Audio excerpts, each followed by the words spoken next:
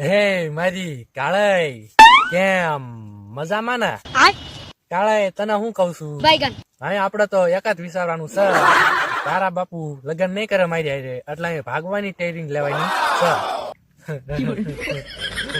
કાળઈ તને હાચું કહું ને, મારા બાપુ હાવ લગ્ન કરવાની ના પાડે છે. હું તને કહું, તને હું કહું, તું મુજાતી નહીં ગમતા રે.